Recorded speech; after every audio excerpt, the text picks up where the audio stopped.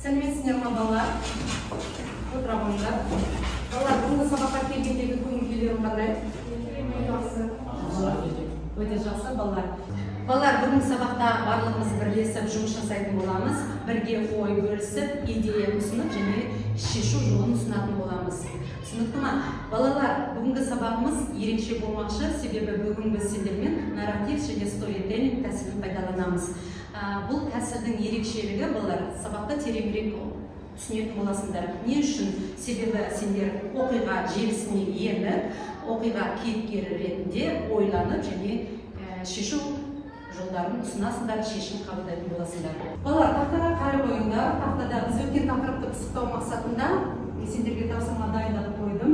QR кодты көріп отырсыңдар. Телефондарыңды алыңдар, сканерлеп тапсырманы тезірек орындаңдар.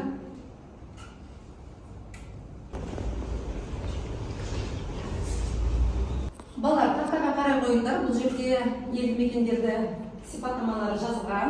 Бұл сипаттамаларды оқи отырып, қандай елді мекенмен сәйкес келетінін атап жібереді. Бірінші дәуір оқи қойшы, бірінші сипаттаманы. Көлік кептелісі жиі, ауыл астануы жоғары, жұмыс күндері көп, халық саны өте көп. Бұл ірі қала. Ірі қала. Өте жақсы балалар. Екінші топ, кез келген аягөз оқи қой. Өндіріс тоқтап қалған, жастар басқа жаққа көшуде, жұмыс орындары азайған, инфрақұрылым әлсіз, бұл моноқала. Немесе кіші қала. Өте жақсы. Кез келген оқиға, әсере оқи қой. Үшінші сипаттаманы. Табиғаты таза, жұмыс орындары аз, халық саны азайып жатыр, инфрақұрылым әлсіз, бұл ауыл. Ауылға жатады. Өте жақсы балалар. Біз сипаттамалар арқылы нені анықтадық балалар? Елді мекендердің Проблемаларды анықтадық, иә? Бұл мәселелер қай елге қатысты деп ойлайсыңдар? Әрине, Қазақстанға. Ендеше бүгінгі сабақта біз нені зерттейміз? Қазақстандағы елді мекендердің проблемаларын зерттейміз. Өте жақсы. Балалар, ендеше бүгінгі сабақтың тақырыбы Қазақстандағы елді мекендердің проблемалары. Бүгінгі сабақта меңгеретін мақсаттарын Қазақстандағы елді мекендердің проблемаларын анықтайсыңдар, проблемаларды жіктейсіңдер және нақты шешім қабылдайсыңдар. Түсінікті ме балалар? Инвестиция жетіспейді. Ролик көріп болдыңдар, иә? Сұрақтарың бар ма? Егер де сұрақтарың жоқ болатын болса, бірінші тапсырманы орындайық. Сендердің алдарында осындай кеспе қағаз бар. Бұл жерде елді мекендерге сипаттама жазылған болатын және де оны сендер тиісті жауаппен сәйкестендіретін боласыңдар. Балалар, екінші тапсырма жұптық жұмыс географиялық нарратив. Балалар, бүгін сендердің барлықтарың жаңа елді мекеннің жас әкімдерісіңдер. Сендерге үкімет тапсырма берді. Халықты қандай жерлерде орналастыру тиімді. Сендер сол жұмыс тапсырманы орындап, бүгінгі сабақта өздерінің ойларында толық алдарында берілген мини-постерларға түсіресіңдер және талқылайтын боламыз. Балалар, бірінші жұп сендерге тапсырма халық және бағыт деп аталынады. Сендердің алдарында карта берілген. Сол картаға назар сала отырып, алдарындағы постерді толтырасыңдар. Сендерге сұрақ мынандай. Неліктен Қазақстанда халық біркелкі орналаспаған? Сол ойларыңды мини-постерге түсіретін боласыңдар. Екінші топ сендердің бағыттарын халық тығыздығы. Қазақстанда дамыту жоспары үшін халық тығыздығының қай түрі тиімді екенін анықтайсыңдар. Яғни жоғарғы тығыздықтың және төменгі тығыздықтың артықшылықтарын, кемшіліктерін, айырмашылығын жазатын боласыңдар балдарындағы постерға. Үшінші топ сендердің бағыттарын демография және мемлекет деп аталынады. Сендер Қазақстанда халық санының өсуі мен орналасуына мемлекет қалай әсер етеді? Жанама ма, тура ма, соны анықтайтын боласыңдар. Алдарындағы демография ағашын толтыратын боласыңдар. Балалар, барлықтарының алдарында нұсқаулықтар бар және дескриптор бар. Сонымен қатар талқылау сұрағы қойылған болатын. Балалар, дескриптор 3 балл, тапсырма түсінікті ме? Ендеше іске сап жұмыстарыңды орындай қойыңдар. Балалар, тапсырманы барлықтарын орындап болдыңдар ма? Ендеше барлықтарын қолдарында қойып, бір-біріңді тыңдап отырыңдар. Мен бірінші топтан бастаймын, иә? Айдалды. халық неге біркелкі орналаспайды? Себебі бұл климат және табиғи ресурстарға байланысты. Мысалы, климаттық қолайлы жерлерде халық саны көбірек болады, ал егер климат қолайсыз болса, ол жерде халық саны аз болады. Екінші топ. Айта қойыңдар. Бізге берген тапсырма ол бізде үш аймақ постері болып табылады, яғни Қазақстанға тиімді қай тығыздықтың түрі екенін анықтау.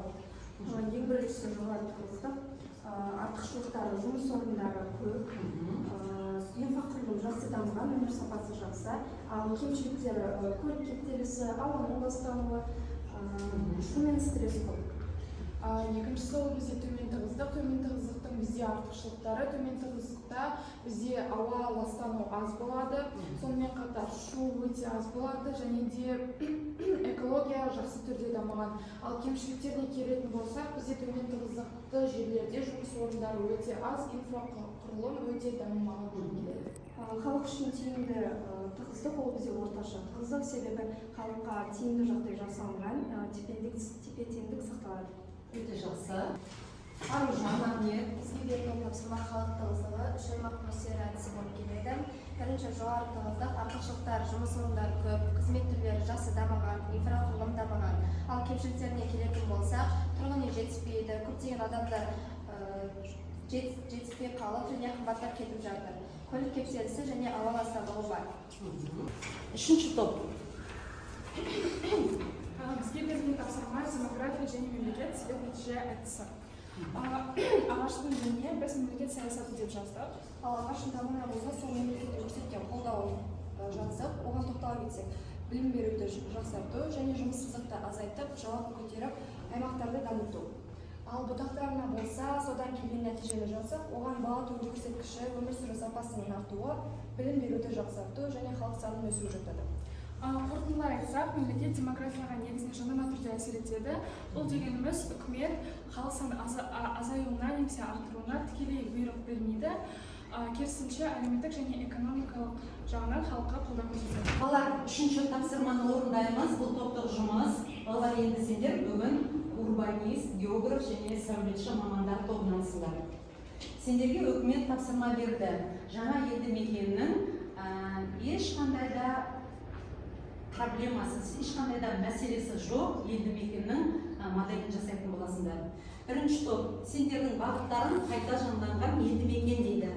Яғни сендер үш елді мекеннің кез келгенін таңдайсыңдар, ірі қала, кіші қала немесе ауылды, және де елді мекендердегі мәселелерді анықтап, болашақ елді мекеннің моделін жасайтын боласыңдар. Себеп салдарын анықтайсыңдар және шешу жолдарын ұсынатын боласыңдар.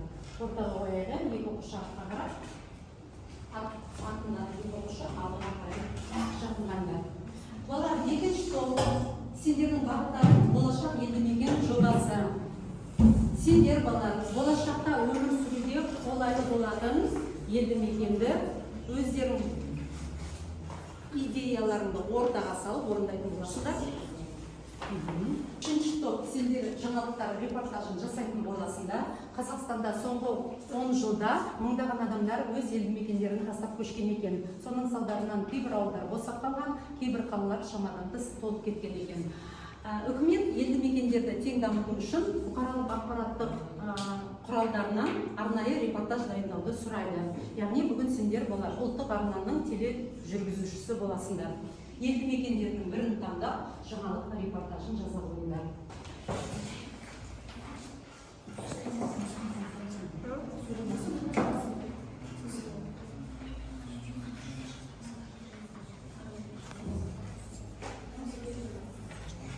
Біз ірі қаланың мәселелерін таңдадық. Кептеліс мәселесі. Себебі халық санының көбеюі және де көлік санының шамадан тыс артуы, салдары ауа ластануы және де кептеліс, стресс.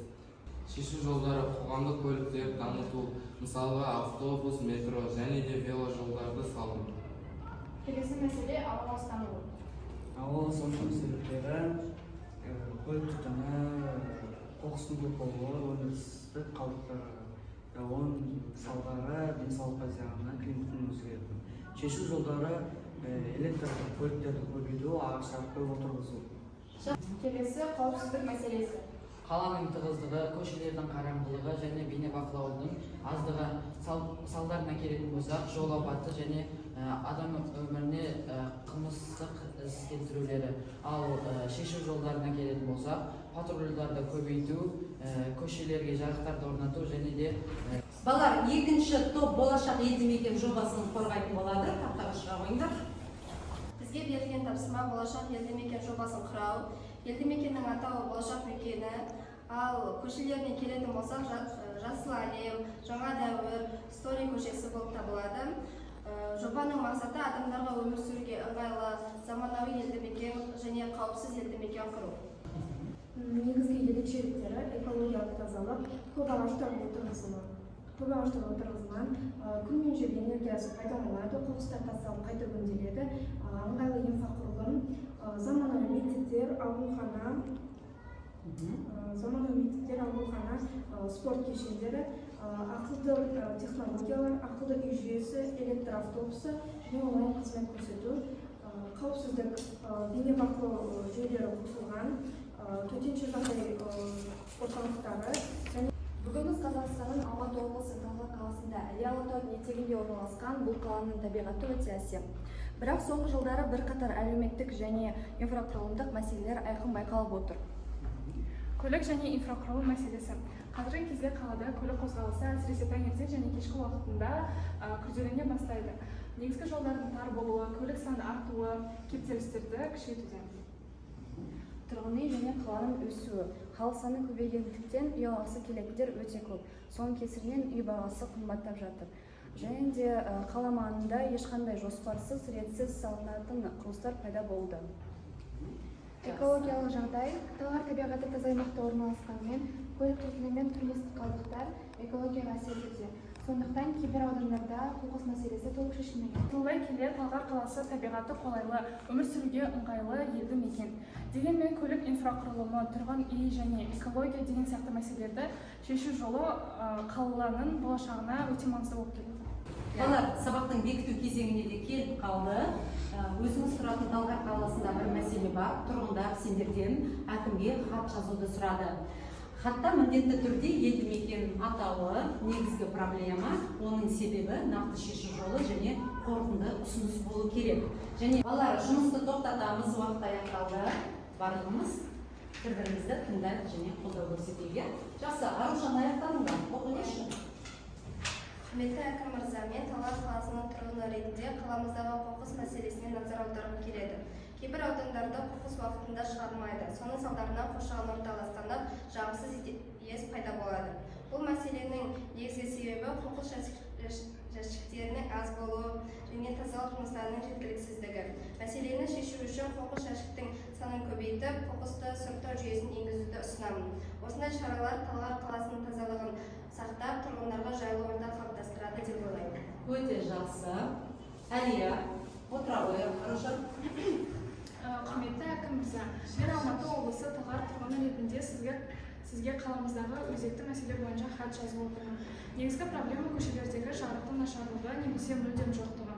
Оның себебі ескірген электр бағандары мен шамдардың істен шығуы. Бұл жағдай балалардың қауіпсіздігіне қауіп-қатер төндіруде. Осы мәселені алдағы бюджет жоспарына енгізуіңізді сұраймын. Балалар, енді кері байланыс беріп кетейік. Бүгін сендер барлықтарың демеуші кәсіпкерсіңдер. Сол демеуші кәсіпкер рөліне ене отырып, сендердің алдарыңа таратылған осындай кеспе қағазды алып, өз ойларыңды жоспарлаңдар. Дәуір. Бүгін мен елді мекендердің экологиялық және әлеуметтік мәселесін түсіндім. Маған ең қызықты болған халық неге біркелкі орналаспайды деген жұптық жұмысты талдау. Енді мен елді мекендерді дамыту үшін жаңа технологиялар мен жасыл аймақтарды көбейтуді жасар едім. Жақсы, Айзере. Бүгін мен елді мекендердің өмір сүру сапасының проблемасын түсіндім. Маған ең қызықты болғаны себеп-нәтиже әдісі тапсырмасы. Енді мен елді мекендерді дамыту үшін кіші қалаларда жаңа жұмыс орындарын салар едім. Жақсы, Кәусар. Бүгін мен елді мекендердің инфрақұрылымдық және демографиялық жағдайын төмендеу проблемасын түсіндім. Маған ең қызық болған елді мекендерді заманауи жоспарлау және топтық жұмыс. Енді мен жаңа жұмыс орындарын ашуды және сапалы жолдарды салғызар едім. Өте жақсы. Балалар бүгінгі сабақта барлықтарың белсенділік таныттыңдар. Бүгін жақсы жұмыс жасадық. Өзіміздің шешімімізді, ойымызды айттық, иә? Жақсы. Үміт 7 балл, Еркенұр 7 балл, Нұржан 9 балл, 10 балл Аяла. Балалар үйге тапсырма алыңдар, үйге 44-ші, 45-ші параграфты оқып келесіңдер, және де жасанды интеллекттің көмегінен 2020 жылғы менің елді мекенім тақырыбында фантастикалық жобаны жасап келесіңдер. Үй тапсырмасы түсінікті ме балалар? Ендеше сау болыңдар балалар.